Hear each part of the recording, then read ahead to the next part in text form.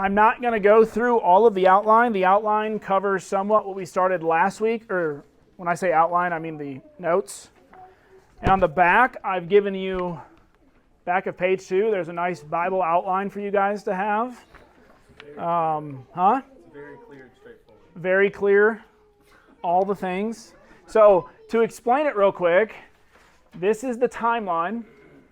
These are your kings and when they were, give you your years, northern tribe, southern tribe, captivity, return from captivity, but it gives you when all the books were, when all the prophets were, what's going on during certain times. But we may get to that tonight. We probably won't, though. But I may reference it from time to time. This is very helpful. Thank you. You're welcome. The longer if you take some time to look at it, it gets. Hey, someone let Justin in. We got you, Justin. I need to check the air. Oh, it's on 68? It don't feel like 68. It feels like 75 in here. Okay.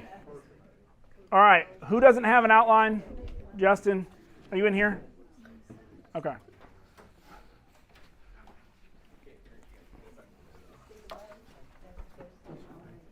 Please, sir.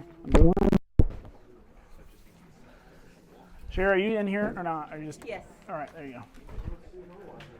I don't see your wife now. She took one look at the board and ran.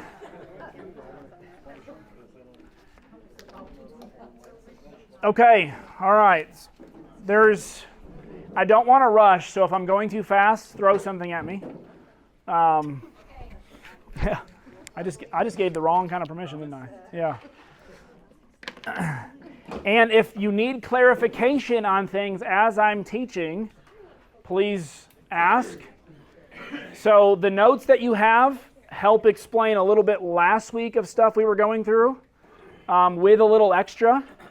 And one of the things that I wanted to kind of talk about in our intro tonight is the fact that I am not recording. Okay, now we're recording. Is when we think of the Old Testament, we have a lot of assumptions. There are times where I have been politely asked to please stop preaching out of the Old Testament, or to please stop teaching out of the Old Testament. And I respectfully respond with, well then, your New Testament is going to be pretty useless to you because most of it is Old Testament quotations. So, and for you to understand those quotations and those references, you've got to know the original, right? They don't just poof out of nowhere. And so your Old Testament, first, it was not referred to as the Old Testament for a very long time. We have put that into our English Bibles. But for many years, it was just called the Hebrew Bible. And what that meant was it was the Bible for the Hebrews. It was their Bible. That was their completed Bible.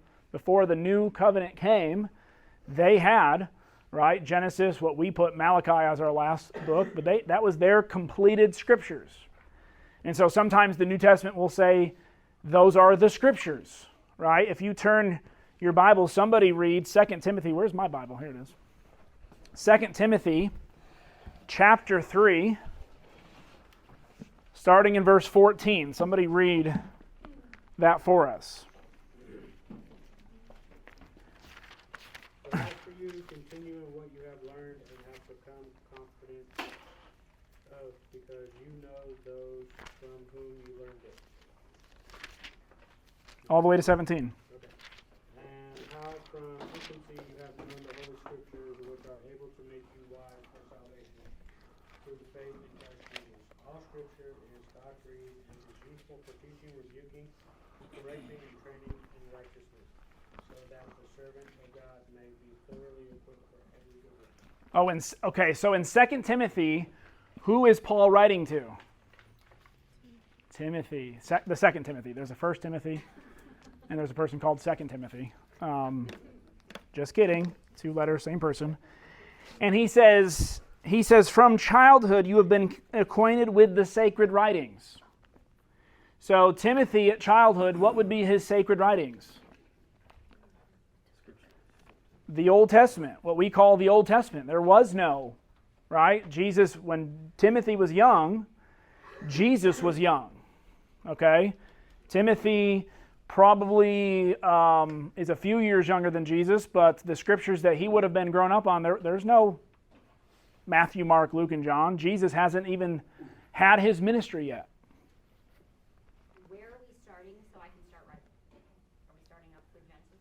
Like in a minute, I'm saying once you get going. Like, can I Yes, we're going to start in Genesis. I hope to start in Genesis. Never know how the class is going to develop, right? We just kind of go with the flow here. That's why I've got all the different charts. Quadrant 3 on this. Yeah. So when he says the sacred writings, and he says they are able to make you wise towards salvation, or literally for salvation. And so when people attack the Old Testament and say we no longer need it, and Paul is telling Timothy that it is the very foundation of Scriptures which make you wise for the salvation in Jesus. Wait a minute. But Jesus, that's New Testament stuff, right? Jesus just came, that's all New Covenant. When Jesus came, he did away with all that. Well, in a sense, yes. In a sense, no. You can think of the Old Covenant kind of like as Act 1 in the story, right? In the New Covenant, kind of Act 2. Act 1 builds up. It's where you learn about key themes like atonement and redemption and sin and offerings. Because if you start talking about the idea in the New Testament of the idea of a redeemer, and you don't understand the concept of the Hebrew Scriptures, the kinsman redeemer, you're not going to understand how Jesus and how Paul uses that word. If you don't understand the word atonement in the Old Covenant, in the Day of Atonement, and the significance it was to the Jews, you're going to completely miss a lot of what the New Testament is talking about when it comes to atonement. And that's actually sometimes, there are many different views of atonement. And they come from, there is, is it Christ's victory atonement? Meaning Christ did not come to do anything with punishment or penalty or sin. He came to just be victory over Satan. And so there's a whole theology out there that believes that mankind can't help themselves because we are under the power of Satan, and therefore their view of atonement is not, Jesus did not come to pay the penalty of sin for us. He came to rescue us from Satan, and that's it. So there's no penal substitutionary, right? And that's another one, penal substitutionary. There's a penalty. Jesus becomes our substitute, right? We deserve death because of our own actions, not the actions of Satan. We can't go, the devil made us do it, right? Satan made us do it. And yet he stepped into place. And then there's atonement theories that bring both of those together. Because yes, Jesus came and was our substitute, but he also came to give us victory over the power of Satan. So they've got to come together. But it's when we don't go into our Old Testament and understand how the Jews would have seen atonement, how they did atonement, how they offered up animal sacrifices on behalf of their sin. And so when Jesus says, I am the Lamb of God, well, what does that mean outside of what the Old Testament tells us about lambs and sacrifices, right? So it's extremely important to our faith. And I don't want us to downplay it. I don't want us, too many times we act and we think that we don't need it. Or if we do, we relegate it to good moral stories, right? Well, David, he was a man of faith. He defeated Goliath. We didn't have the same faith as David. And that's really all the Old Testament gets relegated to, is just a bunch of good stories that we can learn from, examples from. Daniel, go ahead. Should throw in there that we should have types and anti-types, like Yep. what you're talking about, and that understanding. But without the Old Testament, you literally would not know that Jesus is the Christ. Yeah, what is a Christ? What Christ? I mean, all of the qualifications for who he is and the expectation of his coming is found where? In the Old In Testament. the Old Testament. Yeah. Even in Luke 24. And if I'm getting into what you were going to talk about. No, you're good. Then after Jesus' resurrection, when he's standing in front of his disciples, he opens their understanding at that point to what had been written about him in Moses and the prophet and Yeah. the Psalms, so they can understand. about him. And so if Jesus saw it was important enough after his resurrection to still continue Yeah. to explain those things, then, I mean, that ought to at least make us pause and consider what happened. Yeah, and speaking of that, that's going to launch me. That's my good segue into, instead of me getting off onto a tangent that I was going in. The Old Covenant, or the Old Testament, what we call the Old Testament, was normally referred to, as I said, Holy Scriptures or sacred writings. It was either called Law and the Prophets, or Jesus in Luke 24, which is in your notes, he calls it the Law, the Prophets, and the Psalms. Right? And so that goes back to our TaNakh, right? That goes back to Torah, writings, or prophets and writings. And writings also was sometimes called Psalms because Psalms was the first book in that major section. Remember the three sections we had up here? We had the Torah, the first 5 books. You had the prophets, which started with Joshua, Judges, Samuel. You had Ezekiel, Jeremiah, Isaiah as your major prophets, and then all the 12 minor prophets. And then the writings, or the Psalms, started with Psalms and had all your wisdom literature. Okay? It had Psalms, Jobs, Proverbs. You can look at the notes. But it ended with, the Hebrew Bible ended with the book of Chronicles. Okay? And what we're going to do tonight is watch that flow, and we're going to watch the gospel play out in the Old Covenant over and over and over again. And you're going to see, I hope, my hope tonight is, one, you get a better understanding of what each book is trying to do, where the book is located in the Old Testament, why it's so important, where it's placed, and then also you guys will hopefully have a natural flow of how you see the Old Testament playing out. Okay? On more than just a chronological base, this is the chronological order. But when they wrote it, probably Ezra, Nehemiah during his time, maybe even a little later, it was more of a theological order. Okay? So we did a little bit of this last week, but I'm going to expand. I told you I was going to expand. So we're going to expand the Torah. These are the first 5 books of the Old Testament. Genesis. What does the word mean? Beginning. Beginning of what? Beginning of what? Everything. It is where you learn about where did we come from. It answers all the beginning questions. Where do we come from? Right? What were we made for? Anyone tell me what we were made for? God's glory. We were created in His image, and we were created to rule and have dominion over His creation. Man and female, we were created to rule over creation and to tend the garden. We were the original priest kings. Priests in the sense that we were tending the garden. We were the people serving in God's sanctuary. The garden is God's sanctuary. That is why when you have the temple being created later, what are the images all over the temple? It's all garden images. It's all taking us back to the tree of knowledge, the tree of life, right? It's all garden imagery. That is God's sanctuary. That is God's tabernacle. So we were designed to be His priests, His kings, made in His image, and to rule. Okay? But what went wrong? Sin, right? We decided, and one of the major things, what is the major thing that Satan tempted Eve with that finally got her to change her mind and to not obey God and to do what Satan asked her to do? What was the final? You may be like whom? You will have the knowledge of God.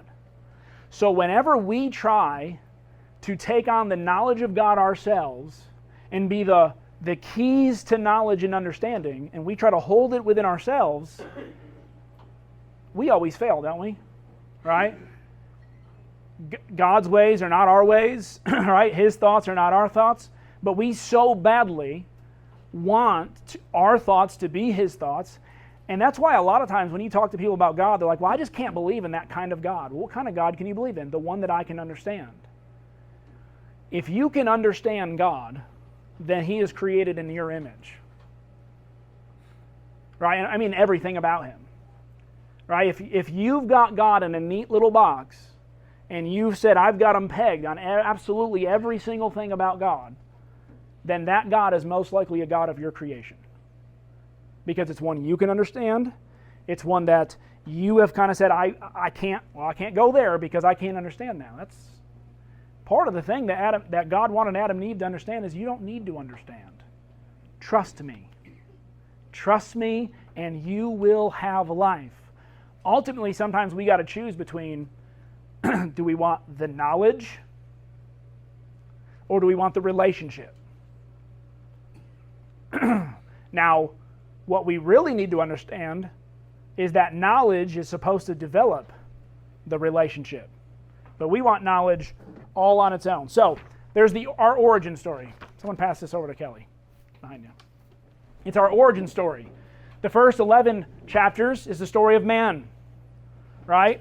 Adam, all the way to the flood, then all the way to Babel. We fell, we sinned, we failed. Okay, well, what I'm going to do, what God did then, in chapter 12, is I'm going to choose a family out of the world. And I'm going to give them special laws. I'm going to put my presence with them. I'm going to make them special promises. And I'm going to enter into a covenant relationship with them that is different than everybody else.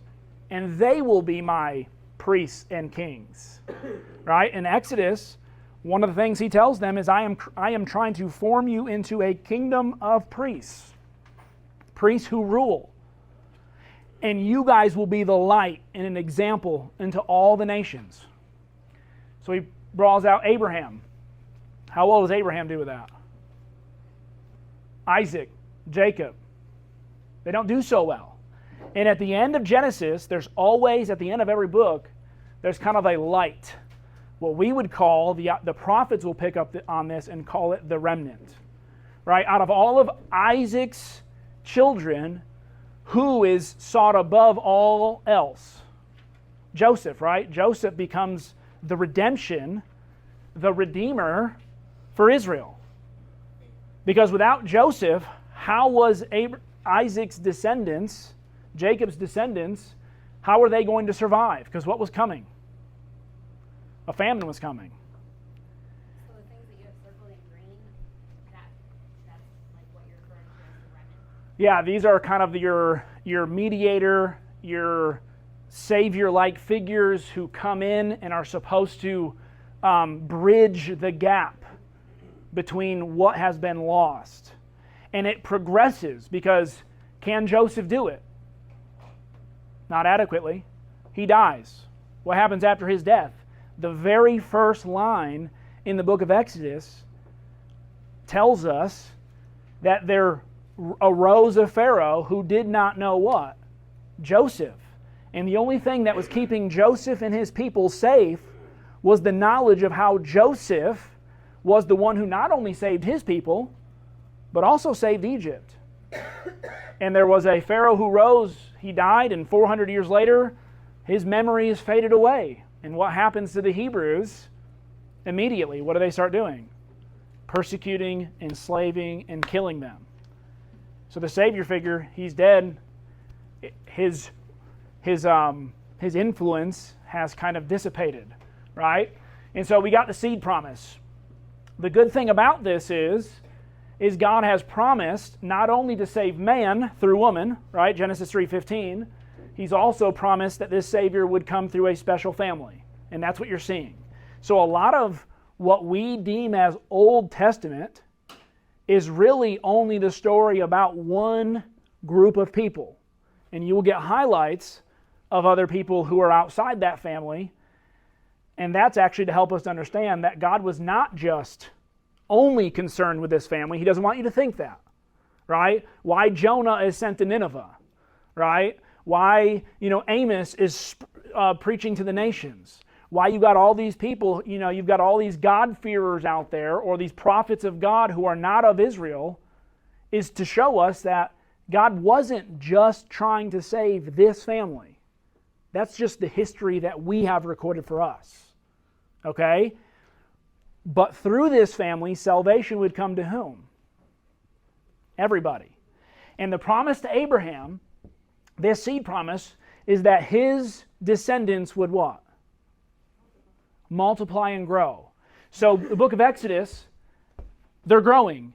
They're growing so much that the most powerful person in existence, Pharaoh, worldly existence, okay?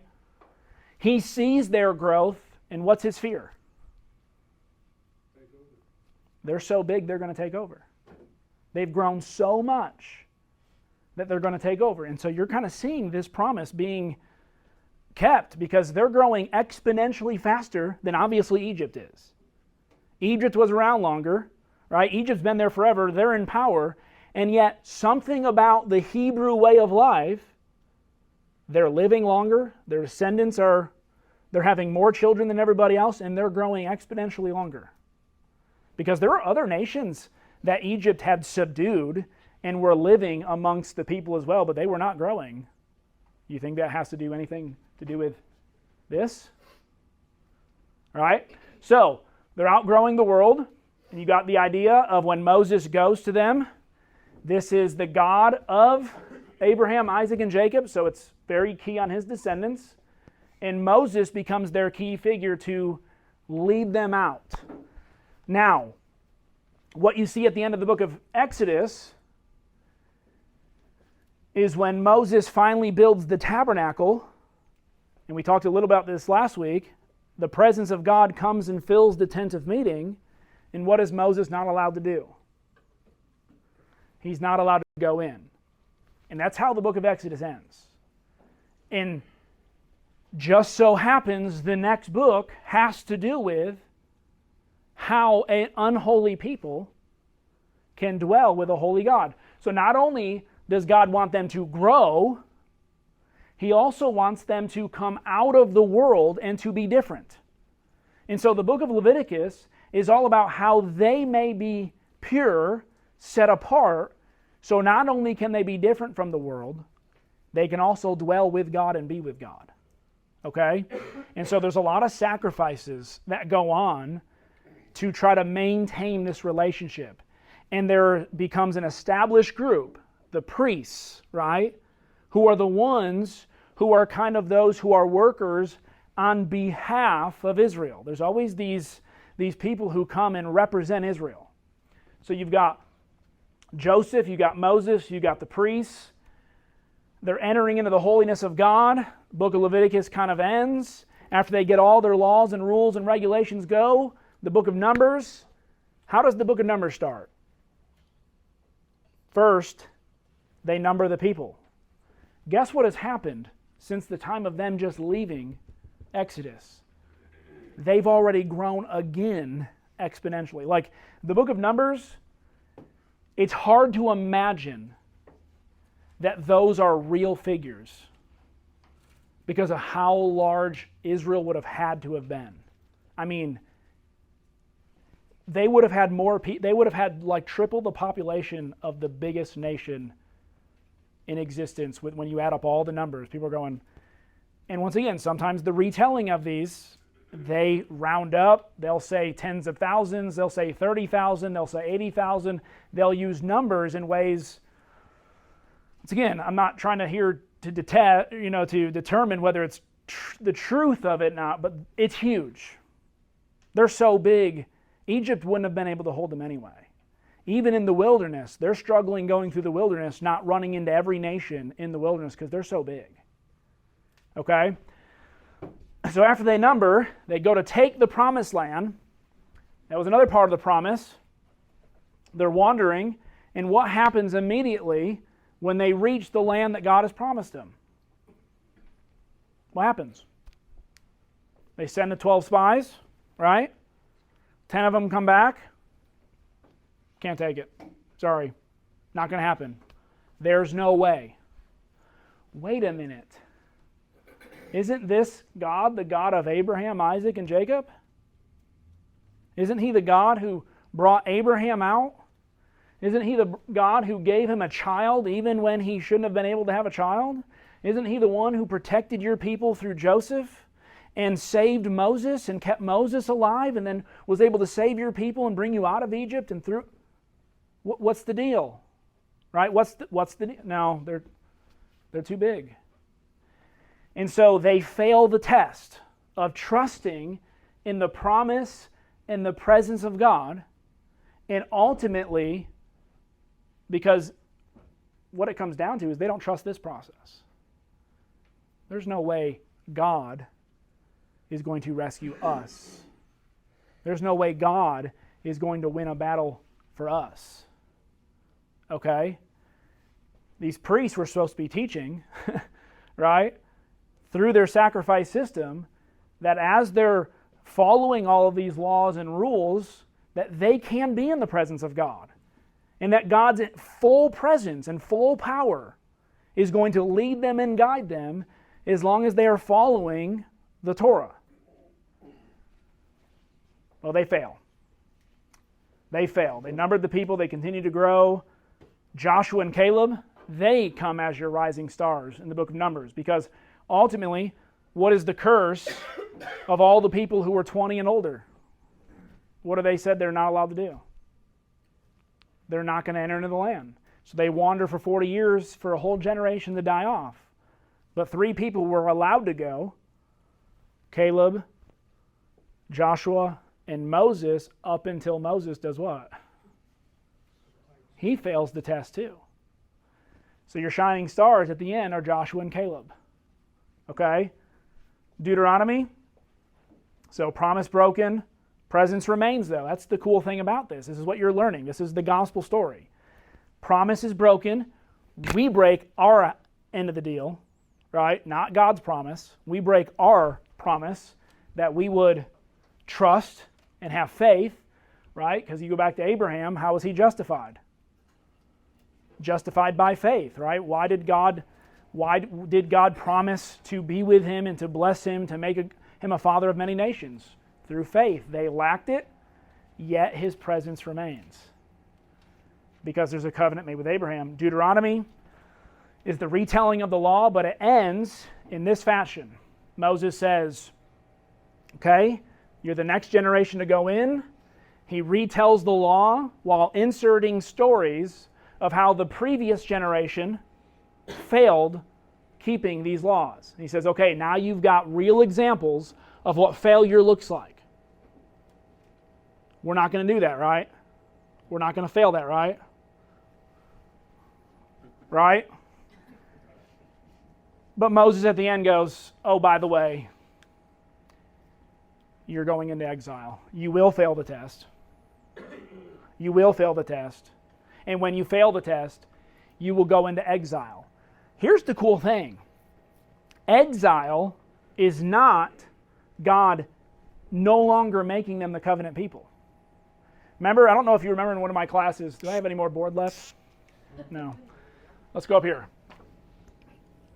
So here's the covenant. But there's 2 sides of the covenant here. There is what is called blessing and life. What do you think the other side is? Curse and death. One of the interesting things is, he says, if you want to live, you can be in this covenant, in this relationship with me, and be blessed and have a life, and things will go really well for you. I'll bring you into a land flowing with milk and honey. You won't have to worry about all of your enemies surrounding you. I will protect you. I will keep you. It will be grand. Or you can choose to not follow my covenant, but because I made a covenant with Abraham, I can't completely destroy you, but you're going to live a cursed life, and there's going to be a lot more death, and it's not going to go well for you.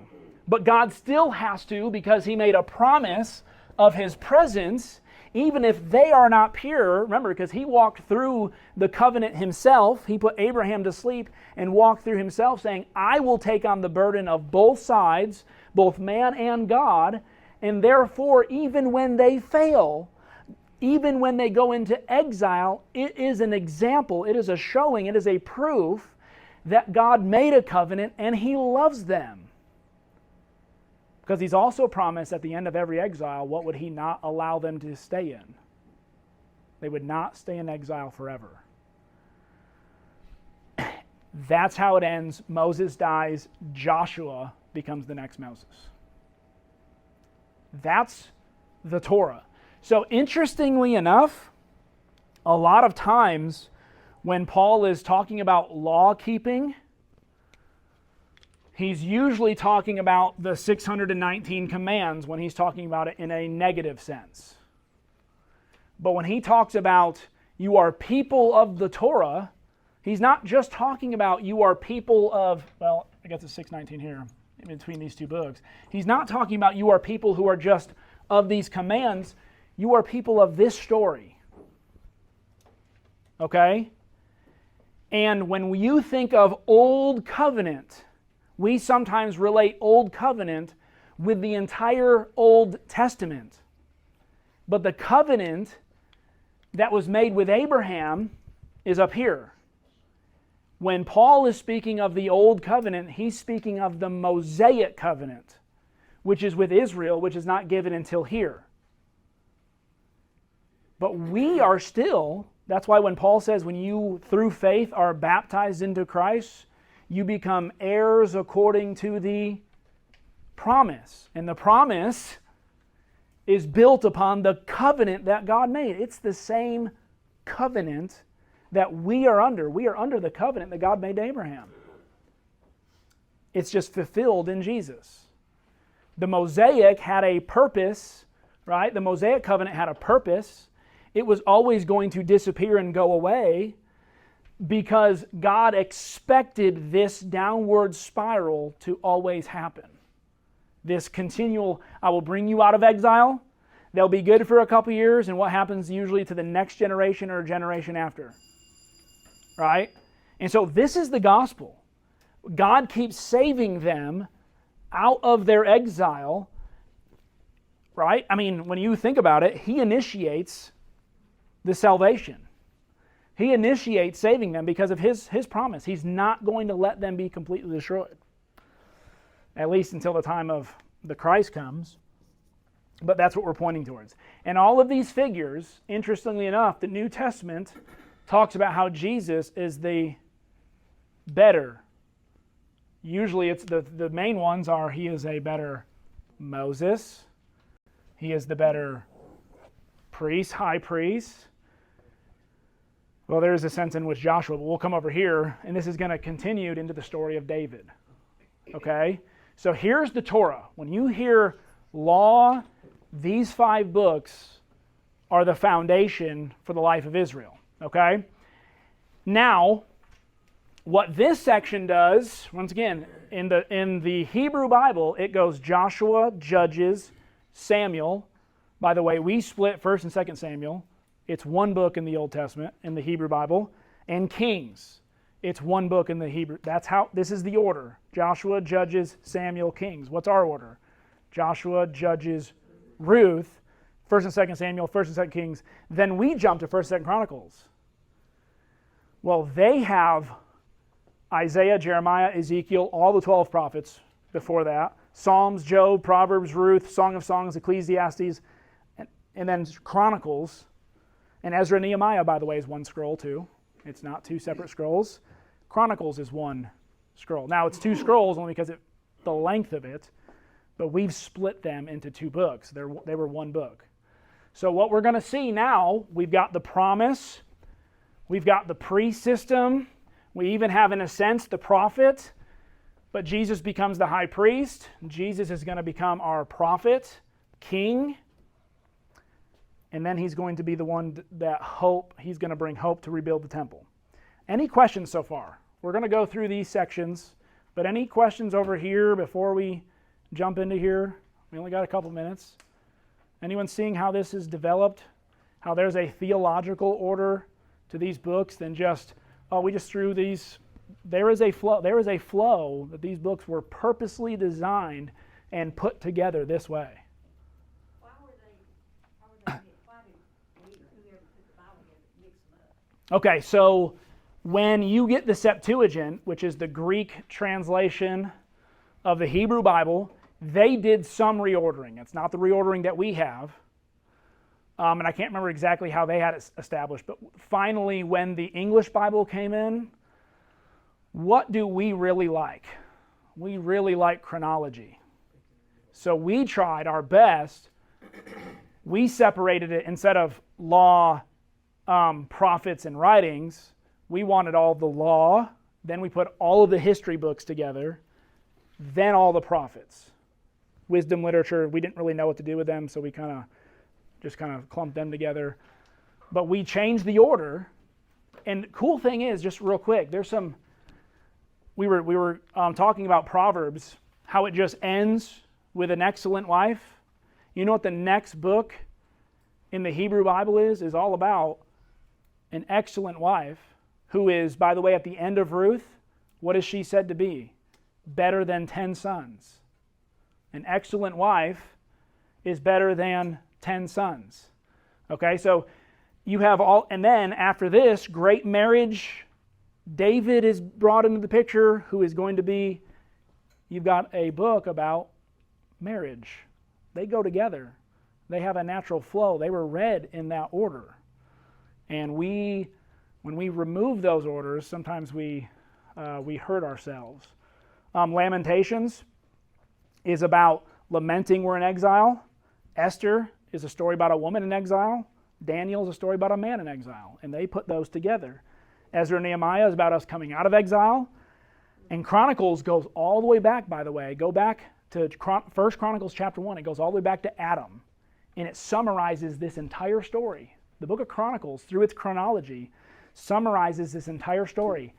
And when you go and read Matthew, so after you read Chronicles, why do you think Matthew's genealogy is set up in the 14 generations from Adam to Abraham to David? That's because this genealogy is set up from Adam to Abraham to David. And at the end of Chronicles, it says, who's going to build the temple of the Lord? Matthew starts off with, let me show you the person who's going, because this one ends with David, points to David as the God's king and builder of his house. Matthew starts off the same way, but says Jesus is the king and builder of God's house.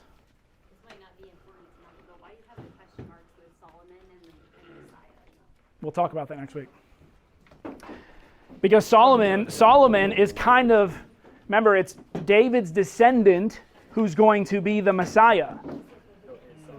Solomon, he asked for wisdom because he was going to be, remember the Psalms, he was going to be a man of wisdom. He's going to build God's house. That's a Messiah principle. He's the son of David. Yet he fails. Okay? All right.